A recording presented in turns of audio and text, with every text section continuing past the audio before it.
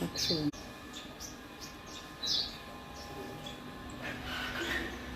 చిట్టి పిట్టలు చాలా ఉన్నాయి చూడండి పైన. అయితే అక్కడ చెట్ల దగ్గర ఉండే ఇప్పటిదాకా నేను చెట్లకు నీళ్ళు పట్టినప్పుడు చెట్ల దగ్గర ఉండే.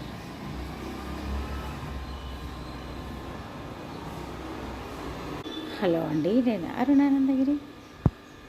పక్షులు ఇక్కడ ఆడుకుండా ఇప్పటిదాకా మంచి ఫ్లవర్స్ తొందర పూజ. ఈ శంకు పుష్పాల మకరందం తాగడానికి వస్తున్నాయి.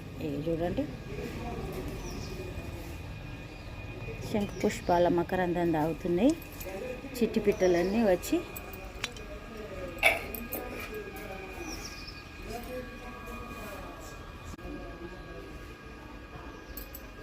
ఇవే రెగ్యులర్గా మనకు పూస్తూనే ఉంటాయి. పూలు అయిపోగానే మళ్ళీ అంతా కొమ్మలు తెంపేస్తే మళ్ళీ కొత్త చిగురు వచ్చి మళ్ళీ ఫ్లవరింగ్ స్టార్ట్ అవుతుంది.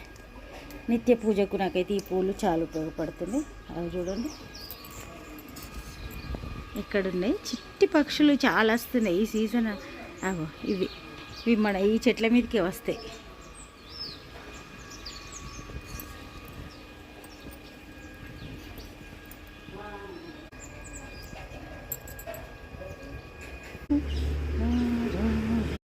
ఈరోజు సండే, మరి అగ్నిహోత్రం చేస్తున్నా. పోయిన సండే ఇక అమ్మ హాస్పిటల్లో ఉండే కాబట్టి మనసు రావట్లేదు. ఇప్పుడైతే అమ్మ రికవర్ అవుతుంది. ఇక ప్రశాంతంగా పూజ అయింది పూజ రూమ్లో. ఇప్పుడైతే అగ్నిహోత్రం చేస్తున్నా. ఇక అగ్నిహోత్రం అయిన తర్వాత మళ్ళీ మన రొటీన్ స్టార్ట్ చేద్దాం. చాలా ప్రశాంతంగా ఉంటుంది అగ్నిహోత్రం చేస్తే. ఇక ఈరోజు మరి మన బ్రేక్ఫాస్ట్ ఇప్పుడే అగ్నిహోత్రం అయిపోయింది. అయిన తర్వాత ఇక తొందరగా కావాలంటే ఒకటే దారి, పోహ చేసుకోవడమే. పోహ చేస్తున్నా. మరి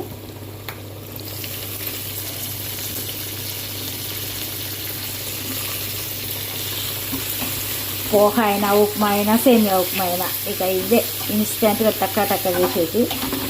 అందుకే అయితే మన నిత్యవారి పూజ తర్వాత మరి ఇంకొక చేద్దాం. ఇవన్నీ అయ్యేసరికి టైం పట్టింది. అగ్నిహోత్రం చేసుకునేసరికి ఇప్పుడు కలుపుదాం. ఇవాళ మళ్ళీ లాస్ట్ ఫైనల్గా క్యారెట్ చల్లేంత టైం లేదు, ఎందుకంటే చాలా అంటే 9:15. సరే, మొత్తానికి పోహ తిని మరి టీ తాగుదాం. పక్కకు టీ కూడా పెట్టేస్తా. ఇక ఒక 2 నిమిషాలు ఆగితే ఇది మంచిగా పచ్చగా తయారవుతుంది. బ్రేక్ఫాస్ట్ తిందాం. లోపల ఇప్పుడైతే లంచ్ చేసిన తర్వాత అమ్మ దగ్గరికి వచ్చిన. అమ్మ దగ్గరికి వచ్చేసరికి చిన్ను తినిపిస్తుండు. ఈరోజు సండే తనకు హాలిడే కాబట్టి అమ్మకు తినిపిస్తుండు. లేకుంటే మరదానిలో నేనుంటే నేనైనా తినిపిస్తాను. ఇక వానికి కూడా తినిపియని అనుకున్నా. అయితే ఒకసారి హెల్త్ డిస్టర్బ్ అయిన తర్వాత రికవర్ అవ్వడం అంటే మందుల పరంగా ఒక ఎత్తు అయితే, మనం శారీరకంగా కూడా ఎంత శ్రమ పడితే కానీ మళ్ళీ రికవర్ అవ్వడం కష్టం. ఇక అమ్మ మెల్లమెల్లగా రికవర్ అవుతుంది.